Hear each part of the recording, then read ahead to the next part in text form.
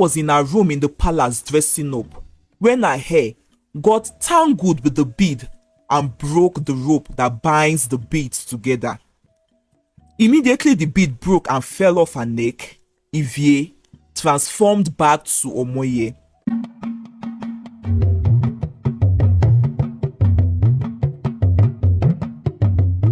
Welcome to Iyagba's Epic Tales. The title of today's story is Omoye, the Girl with Dwarf Face. In a kingdom deep in the southern parts of Nigeria, there lived a girl called Omoye. Omoye was an orphan and lives with her grandmother, Iye Osadolo, who had nurtured her from the age of 2 after the death of her parents. Omoye was born with a significant dark mark on the right side of her eyes, which made some people consider her an evil child, while others labeled her as unattractive. Omoye carried this stigma with her as she progressed into young adulthood. Her grandmother, Iye Osadolo, died later, leaving Omoye all alone to fend for herself. And because people from her own village were uncomfortable being around her, Omoye would go to the next village, which was only few miles away, where she worked in people's farm and get paid for her labor. She would set out early at dawn and return home and back to her village at sunset. This was Omoye's routine and lifestyle. One day, Omoye was returning to her village after the day's work when she met a young girl crying and all alone. "Child, why are you crying? Where is your mother?" she asked. "I am lost and cannot find my way home," the little girl replied. Omoye took a look at the little girl again and realized that she was blind.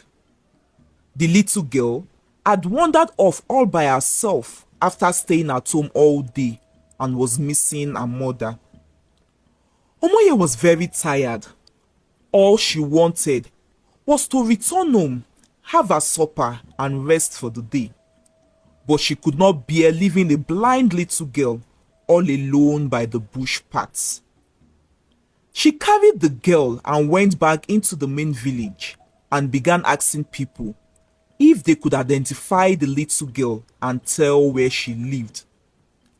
Luckily for Omoye and the little girl, she didn't need to ask for long, as a young girl her age led her to the little girl's home. Apparently, the little girl's mother had also been looking for her child. She was happy and grateful to Omoye, who had found and returned her child to her. And to appreciate Omoye, she went in and brought out a bead with her. This is an ancestral bead. In time of old, my forefathers believed that it could grant a person something they could not afford to have or to be at the very instant they wished and asked for it. But my father and his father before him began using it for their selfish gains, and he stopped responding to them. So, my father threw it away, believing that it was no longer potent. I had picked it up and kept it with me all these years because I somewhat still have faith in this bead, the little girl's mother went on. I believe it stopped working for my father because of their selfish desires, and it will work in the hands of anyone with a pure heart. And that is why I am gifting this to you, because you are a kind soul with a pure heart," the woman said, and placed the bead in Omoye's palm. But Omoye protested and told the woman that she did not need to reward her, as what she had done was the right thing to do. The woman kept insisting, and finally, Omoye accepted the bid out of respect for the woman. The next morning, Omoye woke up as early as usual to prepare for work, but she felt so tired. She had returned home late because of the incident with the little blind girl and did not get a good sleep.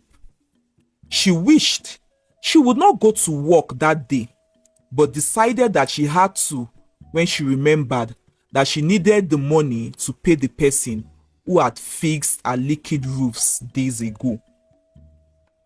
Omoye lazily got up from her bed and decided to take a bath when she sighted the bead the little blind girl's mother had given to her the previous evening. Excited, Omoye picked the bead up. "Maybe it will grant me my wish," she said. "Magic bead," she called. "I wish for you to give me large bags full with money so that I won't have to ever work again in my life," she said. She waited for large bags of money to appear in her room, but nothing appeared. Omoye was disappointed. That woman's fathers were right. This bead had no special power at all, she said as she made up her mind to go to work that day. Later that evening, when Omoye returned, she decided that she was going to throw away the bead. "What need do I have of it?" she thought. But later, she had a change of mind when she remembered that it was disrespectful to disregard a gift and throw it away. She took a look at the bead carefully and realized that it was also very beautiful. "I could wear it to events," she thought. But then again, she sighed when she remembered that the villagers do not invite her to their celebrations because of the dark mark on her right eye. "This bead even looks more beautiful than I do," she said, and then she wore it around her neck to admire it the more. "Oh, how I wish to be so beautiful, so that I can show off this beautiful bead all over the village and not look weird in it if I do wear it," Omoye said. And in that instant, she transformed into a stunning young woman. Omoye did not realize what had happened to her until the next morning when she met someone important. Prince Izodua was the son and only heir of King Enobakare, the king of Omoye's village. Prince Izodua was not like his father. He was a bossy and proud young man. Prince Izodua often insisted on having things his way, rarely considering other people's opinion. He flaunted his royal status, expecting special treatment from everyone around him. Despite his father's humility, Prince Izodua preferred to assert himself and showcase his own importance.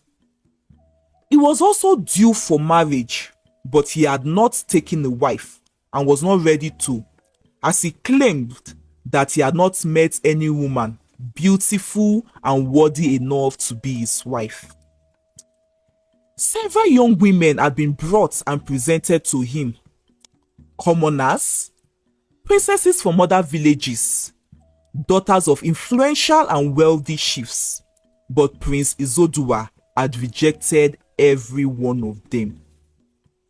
That day, Omoye had not gone to work as she had decided to take a day off to tend to her own mini crop garden in her compound.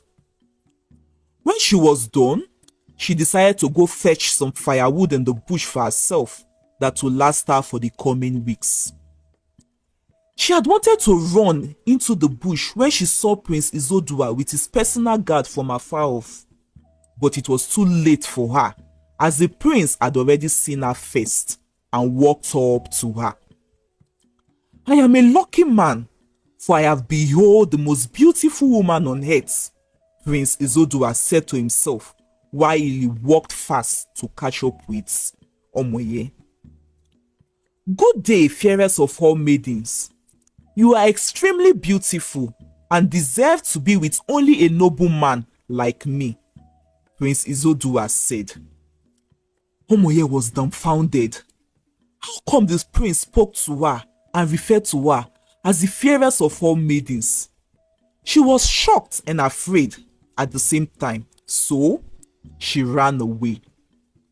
When she got home, she brought out a mirror to look at herself, and that was when she realized that she looked different and had become so beautiful. So, the bead works, she said, while touching the bead which was still on her neck. She had fallen asleep with it the previous night. In excitement, Omoye took a walk around the village square and flaunted her new beauty. And as she did, people around could not stop staring at her with their mouths wide open, as they were amazed by the beautiful woman they were looking at. Nobody could recognize that it was Omoye. Just then, Prince Izodua emerged again. "Please, tell me your name, beautiful one," he said. "They will not believe me if I tell them that I am Omoye, or they will believe that I am indeed a witch like they have thought," Omoye thought to herself. "My name is Ivie," she quickly lied. "Ivie, indeed, you are a precious pearl," Prince Izodua said, smiling. For Ivie does mean a precious or a priceless bead or pearl. "Please be my wife, Ivie," he said. All of this was strange to Omoye. She looked different and had lied about her identity, as she had not expected that the prince would propose to her. Omoye ran home again, breathing heavily. She was excited and scared at the same time. Should she accept the prince's proposal? "Magic bead, tell me what to do," she said, but there was no response from the bead. Omoye thought to keep the bead in a safe box, as she may need it to grant her another wish in future. So, she removed it from her neck. But immediately she did, she transformed back into her old self. She quickly strapped it back to her neck and realized that she became the beautiful woman once again. And so, Omoye realized that as long as she puts the bead on, she remains the beautiful Ivie. Prince Izodua had fallen helplessly in love with Ivie's beauty and did not rest until he managed to convince her that she should marry him. Omoye, or should we say Ivie now, told Prince Izodua and the royal household that she was an orphan from a faraway village and had decided to wander afar from her village after the death of her parents.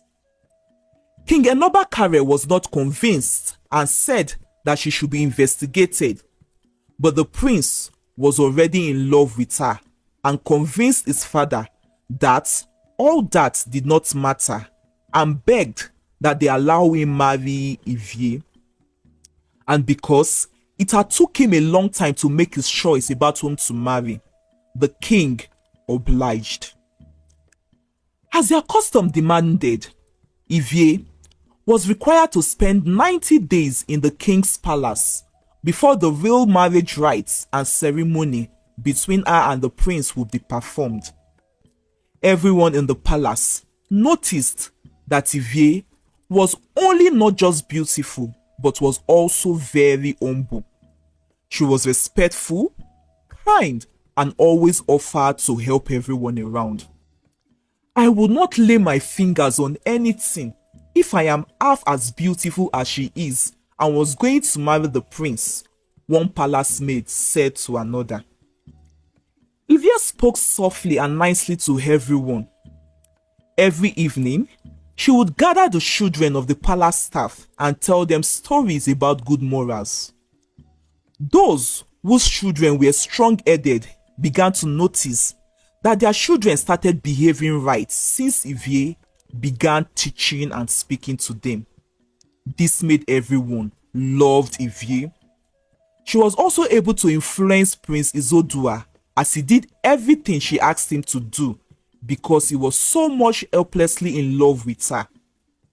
Prince Izodua changed and stopped speaking to people rudely.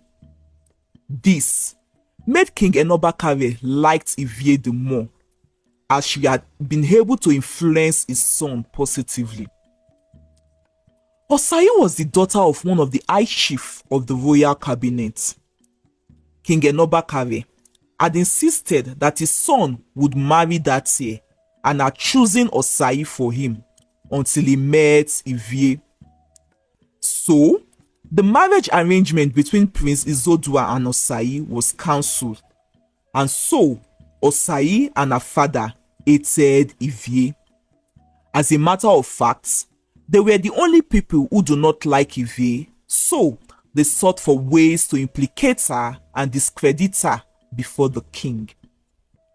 One day, Ivie was in her room in the palace dressing up when her hair got tangled with the bead and broke the rope that binds the beads together.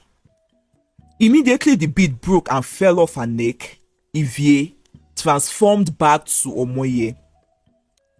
Osayi, who had been spying on her, witnessed all that had happened and quickly went to tell the king. When Omoye was summoned, she was now Ivie again, as she had put the beads together and strapped it back to her neck. Osayi insisted that Ivie was not whom she was, and to prove her point, she went closer to Ivie and cut the bead again, revealing Ivie as Omoye. King Enobakare was furious and sent Omoye out of the palace. Omoye went back home, sad and disgraced, and wept more because she had also fallen in love with the prince.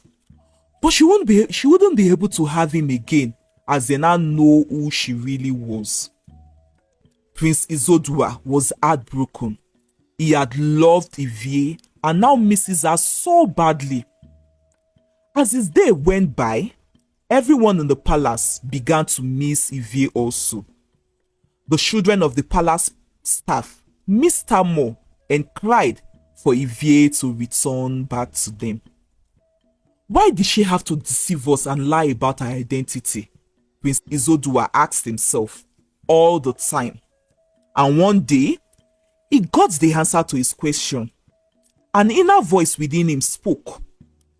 She lied about her identity because we all judged her by her physical appearance all these years and ignored her, not willing to know who she really was. Just then, Prince Izodua realized that the voice that had spoken within him was right.